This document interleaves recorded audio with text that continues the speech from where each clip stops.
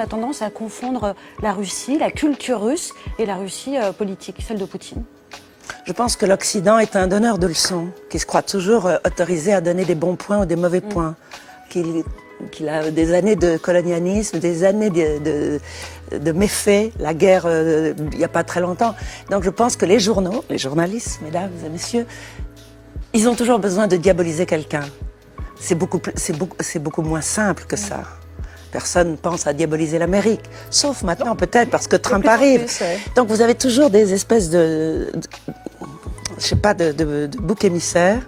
Et la Russie, au lieu de voir le pour et le contre, vous êtes content quand même qu'il y ait un contre-pouvoir contre l'Amérique.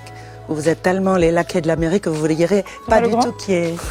J'aimerais bien vous entendre, Thomas Legrand. Bien sûr, mais...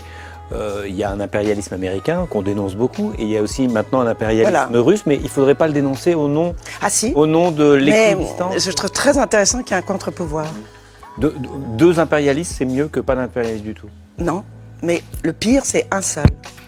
Parce qu'au moins, les gens peuvent se situer, peuvent commencer à comprendre qu'ils ont subi l'impérialisme américain.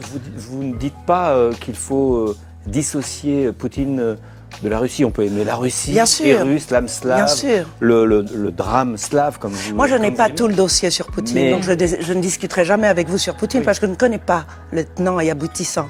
Je sais simplement que dès qu'on ouvre un bulletin d'information, tout le monde, il y a la pensée unique sur les mêmes hommes et sur les mêmes choses. Poutine, je n'entends jamais. Qui le défendent. Regardez François Fillon, Marine Le Pen, Jean-Luc Mélenchon. Non, ça je veux voir venir. Parce que vous avez... Et puis quand on est à court d'arguments, on dit alors vous êtes pour Hitler. C'est toujours ces mêmes arguments. Si, il y a un amalgame et de forcer la pensée unique et vous ne me ferez pas rentrer là-dedans. D'autant que vous dites en même temps que vous ne connaissez pas l'action de Poutine. Thomas Legrand, d'autant que Fanny Ardant est une femme de gauche. Enfin, moi je déteste les étiquettes, mais par exemple c'est vrai. Restons dans ce débat pour pas s'engueuler et pour pas dire des choses terribles. Mais que moi, par exemple, je suis attirée par les pays, jamais pour leur gouvernement. Jamais. Pour leur culture. Pour leur paysage. Culture.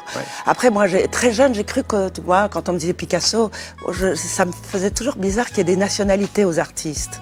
Donc, c'est vrai que quand vous avez été très plongé... Vous ne confondiez pas Picasso avec Franco, par exemple, évidemment. D'accord. Voilà. On peut faire pareil avec la Russie. D'accord.